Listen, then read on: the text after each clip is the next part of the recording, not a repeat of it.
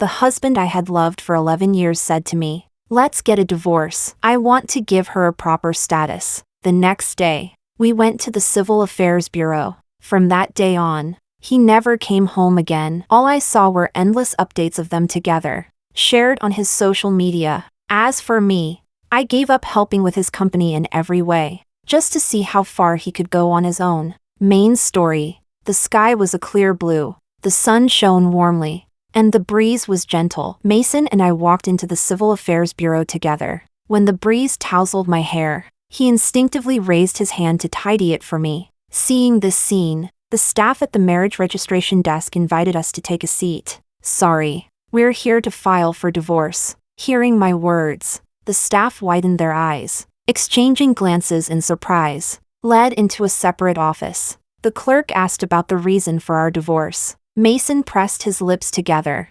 staying silent. I kindly answered for him. Emotional breakdown, personality incompatibility. Though I said that, everyone knew it was just a polite excuse. The real reason was that Mason had someone else he wanted to protect with all his heart. The girl worked at a cafe below his office building. He drove her to and from work, stayed by her bedside when she was ill, and during the campus festival, in front of everyone, he gave her luxury brand clothing, presented her with a giant bouquet, and even admitted that the sponsorship of the event was just because his little girlfriend had a performance. He practically turned me into her background character while he played her guardian angel. As for why I agreed to the divorce, the reason was simple: I don't use other people's leftovers. Looking at our slightly faded marriage certificate, the staff, as usual, advised us not to act rashly and to remember the days we had once shared. "I'm busy, please hurry up." His cold words sped up the process considerably. About half an hour later, Mason and I each received a receipt for the divorce cooling-off period. He pressed his lips tightly. "Daisy, where are you going?" "I'll drive you." Before I could refuse, he strode to the parking lot and pulled the car up in front of me. I lifted my hand, instinctively reaching for the passenger seat door. Then it hit me: we were no longer husband and wife. Facing his complicated gaze, I calmly sat in the back seat instead. The car merged smoothly into traffic, moving forward, even from the back. I could see through the rearview mirror that Mason was in quite a good mood. "Could you please turn the temperature up? I have pollen allergies, and the cold makes it worse." He silently handed me a packet of tissues. But Mason and I had grown up together, childhood sweethearts. After 4 years of dating and 7 years of marriage, he knew perfectly well I never had pollen allergies. "Daisy, sir, please call me MS. Sue." "All right, MS. Sue. I'll be the one to tell both sets of parents about our divorce." Mason had always liked to take full control of everything related to me. This time was no exception, but he hadn't been like that as a child. Back then, Mason was tiny, skinny, shy, and timid. In kindergarten, he was always bullied. Meanwhile, I was outgoing and, with my fiery sense of justice, something of a little troublemaker. Since his mother always gave me delicious snacks, I felt obliged to look after him. I remember climbing onto the kindergarten's broadcast platform with my little short legs and announcing to the entire school, "Mason is under my protection."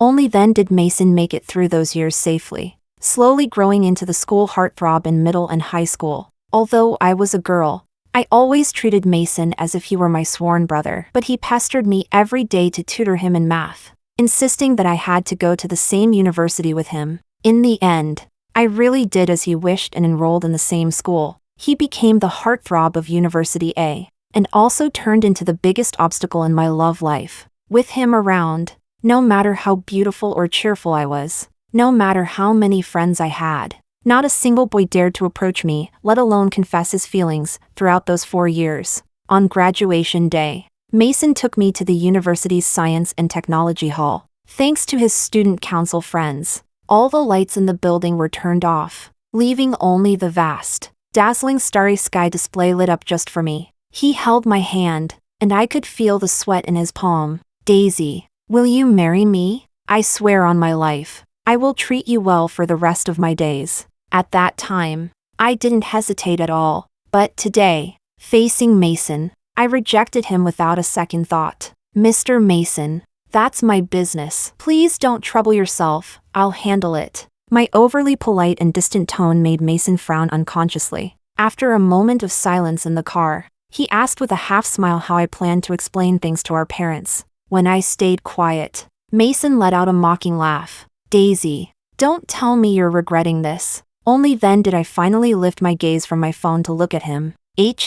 Could you focus on driving? Please don't get distracted. As for the explanation, like I said, I'll deal with it myself. The last thing I wanted was to die in a car accident with my ex-husband on my first day of being single. Hearing my blatant indifference, his grip on the steering wheel tightened more and more. Suddenly, music filled the car. It was Mason's phone, connected to the Bluetooth. The ringtone was a sugary love song adored by young girls these days. Without caring that I was still in the car, Mason answered the call. A soft, sweet female voice filled the cabin. She pouted playfully, saying she'd had classes all day, still had to work a shift at the cafe that evening, and was so hungry she could faint. Mason glanced at me, seeing my face unchanged. He chuckled and said to her, "You poor thing. You must be starving. I'll go buy you your favorite seafood porridge and crab buns right now, okay?"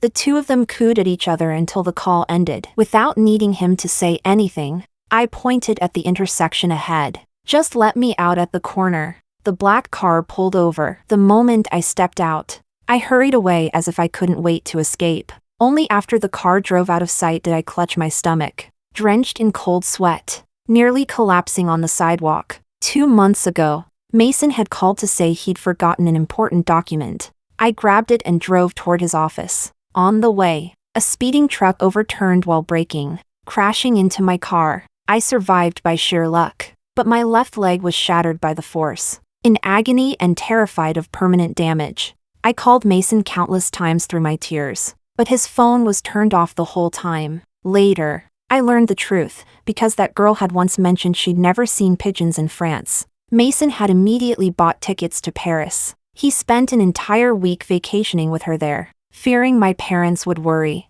I never told them about the accident. It was my best friend Rosie who accompanied me through the surgery and rehabilitation. At that moment, I made my decision. This utterly useless man was no longer part of my life. Returning home alone, I made myself a simple lunch.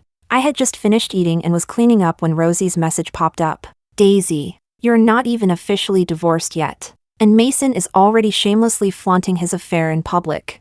She attached a photo of Mason and that young woman dining at a couple's restaurant. It was the very same restaurant I had once suggested to Mason, only to be brushed off because he was too busy. Suddenly, a wave of nausea surged up my throat. In that instant, a thought struck me like lightning. The next morning, I went to the hospital early. Looking at my blood test report, the doctor said to me, "Congratulations, Ms. Sue. Based on the results, you're 13 weeks pregnant, 3 months along." I fell silent for a while. "Please schedule me for surgery." In the first few years of our marriage, Mason practically clung to me every single day. We wanted nothing more than to have a child. Yet after all these years, even though there were no health problems on either side, we never conceived. And now, after our divorce, the baby suddenly arrived. Well then, bad timing. It was just the baby's misfortune to show up now. As I stepped out of the consultation room,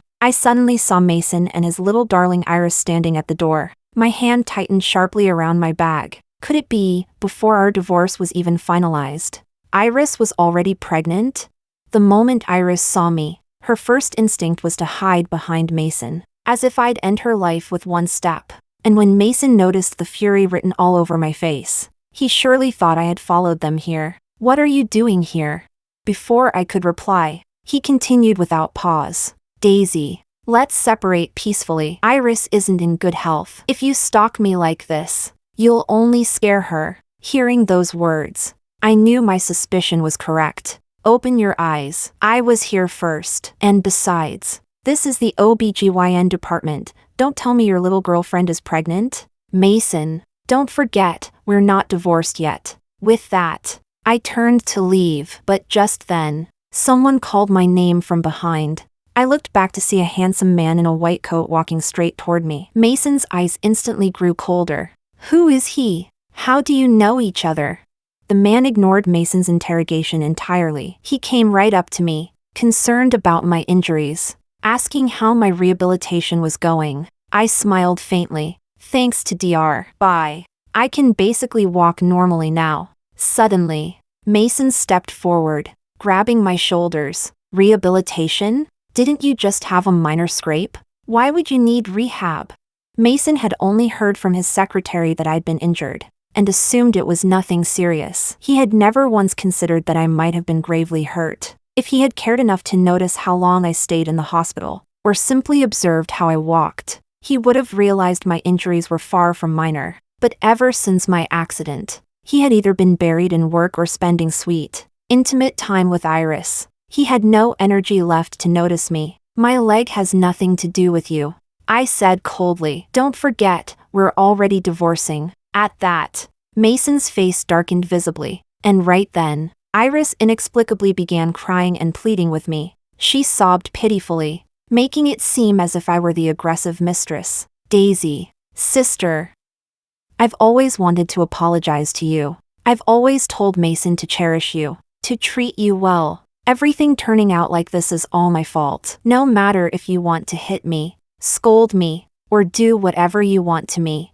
I'll accept it. Facing Iris's fake contrition, I remained calm and indifferent. First of all, I'm an only child. Second, this isn't a movie set, no matter how good your acting is. The only person you can fool is Mason. And third, frankly, your acting isn't even that good. Seeing that I didn't react, didn't rush at her the way she expected, Iris stiffened slightly, then quickly covered her belly and looked at Mason with utter grievance. His eyes softened with unbearable pity. He slowly pulled Iris into his arms, wiped away her tears, and turned to lecture me as if it were his duty. Daisy, there are 29 days left in the divorce cooling-off period. You know my temper. Don't stir up trouble. If things really turn ugly, the one who'll end up humiliated will only be you. After Mason led Iris away, Dr. Bye walked up to me. Daisy, are you all right?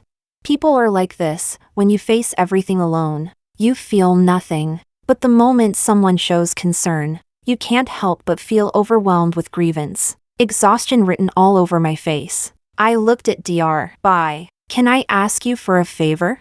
Before I could even say what it was, Dr. Bye had already agreed. With his help, I successfully underwent the abortion that very day. As I was wheeled out of the operating room, I thought I glimpsed a familiar figure, but I was too weak to think much about it and didn't pay attention. After the surgery, Mason never received another word from me, no calls, no texts. For all the times I had once clung to him, now I was just as silent. A week later, Mason returned to our home reeking of alcohol, with Iris clinging to him from the front door to the bedroom. He kissed her passionately, only to find me in the walk-in closet changing clothes. After finishing, I stepped out and walked past them. Excuse me, I need to head out. The air froze instantly. Mason instinctively loosened his hold on Iris and then, lowering his voice, whispered to his little darling, Iris, go outside first. She shot me a glare before obediently leaving the bedroom. With her seductive charm lingering in the air,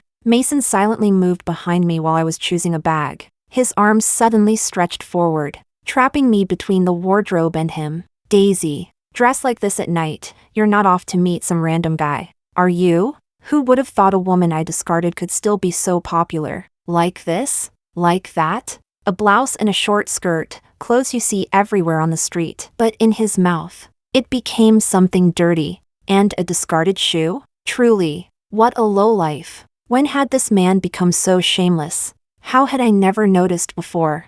I tried pushing him away, he didn't budge. So I used my hands. I slapped him across the face. Hard. Like this? A discarded shoe? That's your so-called character? Don't forget, even though we're in the divorce cooling-off period, I can still change my mind. If that happens, don't blame me for making your precious darling a mistress for life. Taking advantage of his stunned silence, I shoved him aside and strode out of the closet. In the living room, I unfortunately ran into Iris sipping from a glass of water. Daisy, sister, you look so beautiful. Are you going on a date? I didn't expect you to move on so quickly. She trailed off, deliberately vague. Mason clenched his jaw, clearly about to spew more garbage to humiliate me. I grabbed the water glass from Iris's hand and splashed the lukewarm water in her face. Keep running your mouth, and next time it won't just be rinsing it clean. At that moment, my phone rang with a refreshed smile. I answered while walking straight to the door, watching me leave with such light steps. Mason's face darkened as he followed, but then he saw me get into a silver sedan and drive off without looking back, leaving him only exhaust fumes. Daisy, have you really made up your mind? The man in the driver's seat spoke, his face stern, his eyes shadowed with deep, undeniable concern. You know me. Once I've decided something, I never change. Claude, do you want to help me? I looked at Claude, my gaze fixed on him, unwavering. He lowered his head with a soft laugh, then gripped the steering wheel unconsciously. Eyes set on the road ahead. His voice was gentle, yet firm. You know, Daisy, I've never refused you anything. I'll help you. The car stopped in front of a bar. I stepped out, pushed the door open, and walked inside. The private room was already lively, filled with chatter before I even arrived. Daisy, why are you so late? We've all been waiting forever. Exactly. You were the one who called for this gathering, yet you're the last to show up. Penalty drink.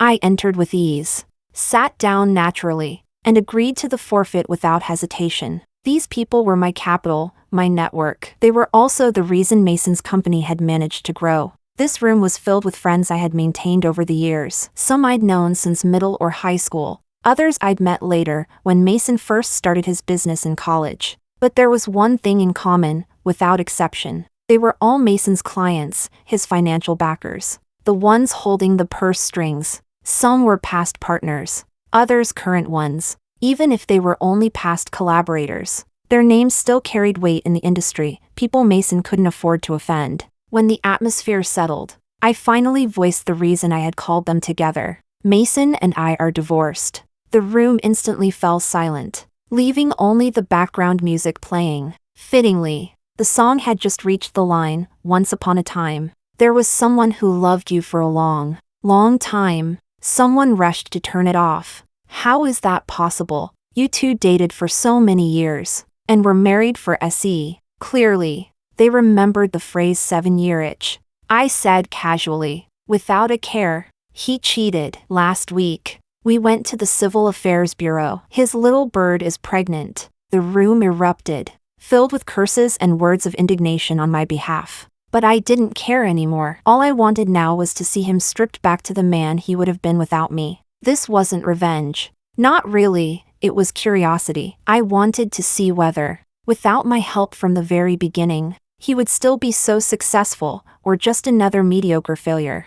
I was eager to find out. In the past, his company relied on all of your support. From now on, stop. Cut it all off. Of course, they agreed without hesitation. After all, their help had only ever been for my sake. Back when Mason was a junior in college, he and his roommates had made a small game just for fun. Unexpectedly, a gaming company noticed it. At the time, they were too proud. The offer from that company didn't meet their expectations, so they decided to start their own company and develop gaming software. In the beginning, those first few months, they put all their energy into the game itself, believing the company was steadily moving forward.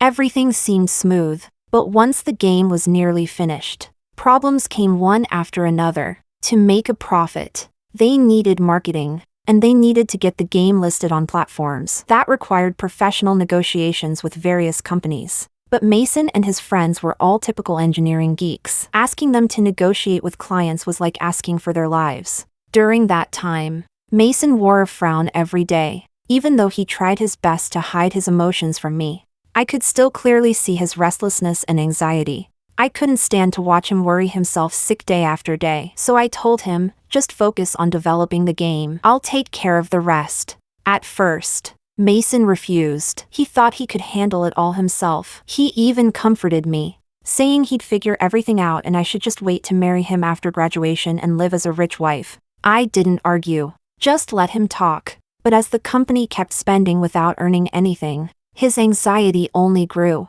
Until one day, he came to me himself, asking me to help him negotiate with other companies about getting the game launched. I agreed gladly. In fact, even back when I first talked with him about it, I had already begun researching companies that might collaborate with his. With my outgoing personality and the network I'd built across various industries, Mason's game quickly launched on multiple platforms. From then on, his company soared.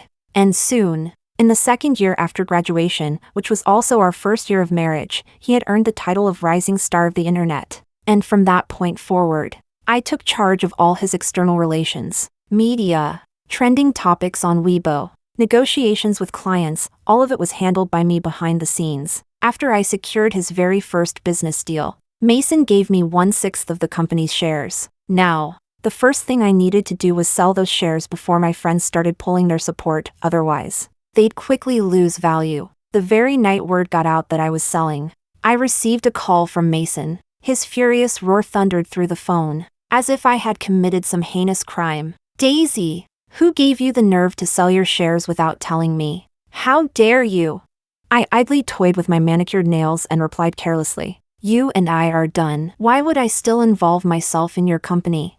Mason was so angry he was incoherent, but he had no real counter. After a long silence, his tone softened. "If you insist on selling, I won't stop you. Name your price. Sell them to me." "Well, President Joe, how generous of you. I won't ask for much. Let's go with market value. But that's just for the shares. As for marital property, it's as agreed, 60% for me, 40% for you." At my words, Mason paused for 2 whole seconds. "I don't have that much cash on hand. How about this? Transfer the shares to me, and all of our marital assets will be yours." I froze for a moment, then quickly calculated the rough figures in my mind. "No, your 40% isn't enough to cover the value of my shares. Besides, you've spent plenty on that little bird of yours, haven't you? I have every right to reclaim that. Daisy, don't push me too far. Know when to stop." He gritted the words between his teeth,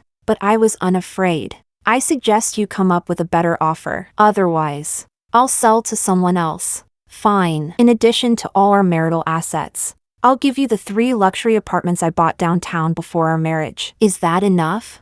At that, I smiled faintly. "Much obliged, President Joe. Tomorrow I'll come to your office to sign the contract." 2 weeks later, early one morning, I returned home and opened the door. The moment I stepped inside, I saw a man sitting on the sofa. Instinctively, I jumped in surprise. It was Mason. He must not have slept all night. His white shirt was rumpled, his eyes deep and unreadable. Mason gnashed his teeth and roared at me, "Daisy, what did you do to Iris this time?"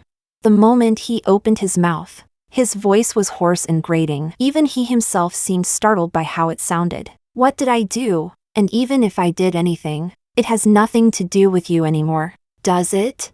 I replied indifferently. Mason's expression grew darker and uglier. "Where were you last night? You didn't come home the entire night." His interrogative tone, like I was some criminal, disgusted me. I couldn't help but roll my eyes at him. "Whether I come home or not has nothing to do with you." Just as I was about to ignore him and head back to the bedroom, Mason called out coldly, "Daisy, this is my last warning. Don't let your friends harass Iris. My patience has limits." At those words, I immediately understood what he meant. Rosie was a renowned barista. A few days ago, to vent her anger on my behalf, she had deliberately asked in front of all the cafe staff and customers for a coffee personally made by Iris. After one sip, she began critiquing everything, from the grind to the temperature to the brewing method. Iris had run out of the cafe in tears, nearly getting hit by a car. To that, I had only one comment. "Rosie was just doing her job, and she complained to you about this? She's really too fragile." I looked at Mason with a bright smile, watching as his face darkened. Then I continued, "And it's not just you, my patience also has limits. This apartment was bought by me before our marriage. It's my premarital property. At 3 this afternoon, I'll have someone come change the locks. You'd better pack up your things by then. If not, I'll have the cleaners clear everything out. And as for where your things end up, well, you really don't want to know, do you?" With that, I turned and walked back to the bedroom, slamming the door shut. By the time I came out again, Mason had already stormed off. The next day, Rosie excitedly told me that there would be a class reunion next week. Unfortunately, I had another engagement that day, but when Rosie heard the location of my event, she said the reunion was being held there as well. After she assured me repeatedly that Mason wouldn't be attending, I agreed to at least show my face. Yet the moment I pushed open the door, I came face to face with that pair of shameless lovers. Iris clung to Mason's arm, acting as if she had already claimed her place as his wife. Full of smugness. Back in college, Mason and I had been known as the perfect couple, talented man, beautiful woman. When we married right after graduation, it was big news throughout the entire school. And now, in front of our former classmates, the two of them stuck together intimately, chatting cheerfully with our old professors. But the looks on the teachers' and classmates' faces weren't pleasant. After all, my relationships with them had always been much stronger than Mason's. I had no idea where he found the audacity to bring his mistress so openly to a class reunion. The moment one of our professors saw me, he walked straight over. "Daisy, what's going on here?"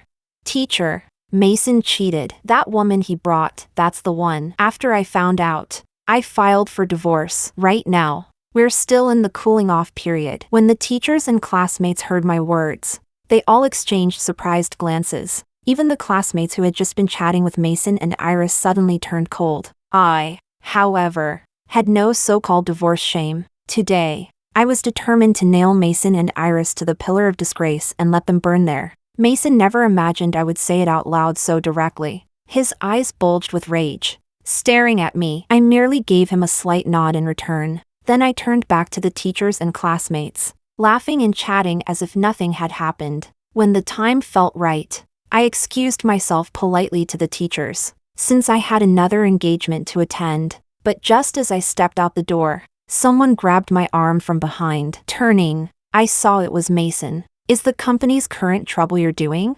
Oh, so they had already begun to move?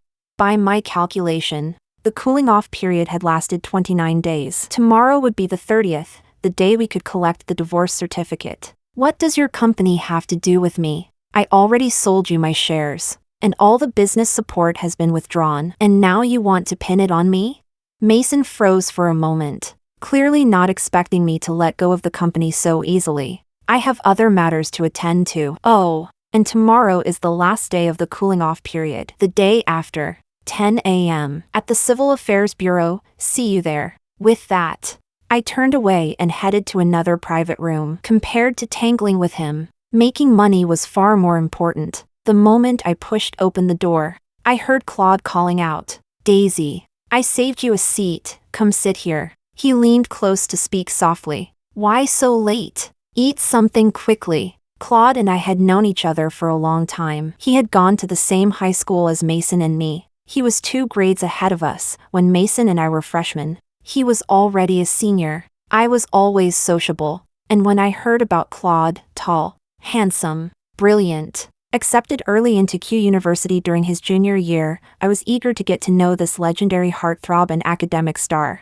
One day during morning exercises, a classmate behind me stepped on my shoe, and I stumbled. Claude happened to be supervising that day. He took me to the infirmary, and I took the chance to ask for his contact information. After that, whenever I saw him around school, I greeted him and chatted. Thanks to him, I later joined the student council, working in the publicity department with Claude. He was the nominal head of the department, while I, with years of drawing experience, handled the design of posters for events. We slowly grew closer during preparations for the school sports festival. He managed the overall coordination, while I worked with him frequently to confirm poster content. Conversations with Claude were always easy. We could talk endlessly, about anything and everything. So naturally, we became close. Even after he graduated and went to university, we stayed in touch. Unlike Mason, who was silent and withdrawn,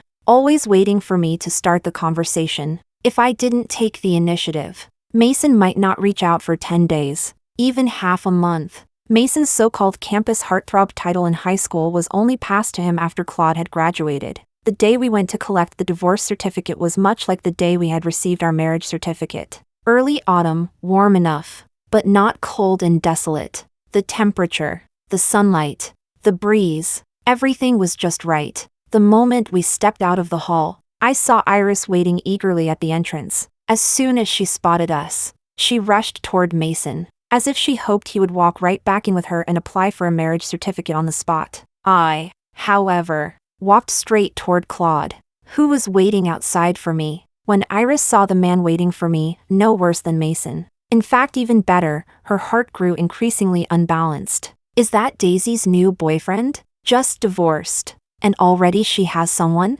Hearing that, I stopped, turned around, and walked right up to Iris. Without hesitation, I slapped her hard across the face. If you like being a mistress, that's your business, but don't assume everyone else is just like you. Then I turned to Mason, who looked furious, and added, keep your little bird in line. I'm not someone who shows mercy. Ignoring Mason's dark expression, I turned away, got into the car, and left. In the car, I told Claude he didn't need to hold back anymore. It was time to withdraw completely. Before, the problems Mason's company faced were just minor skirmishes, because everyone had been holding back while my divorce certificate wasn't finalized. Now that everything was settled, there was no need for restraint. In less than a month, I saw Mason's name in the news. Almost all of his company's sales staff had resigned, and business was on the verge of collapse. The new hires knew nothing, and it would take at least a month to get them up to speed. By then, it was questionable whether the company would even still exist. Half a month later, after dinner with Rosie, I returned home. From a distance, I saw a figure lingering outside my door. As the car pulled closer, I realized it was Mason. Why wasn't he off sweet-talking his precious little bird? What did he want from me? Daisy, you're back. Have you been doing well lately? The moment Mason spoke, my head began to ache. What now? Stop. Call me Ms. Sue and tell me, what are you here for? Interrupted by me, Mason looked dazed for a moment. Daisy, is what happened to my company you're doing? What happened to your company has nothing to do with me. Can you stop blaming me for everything? Do you think I'm that petty?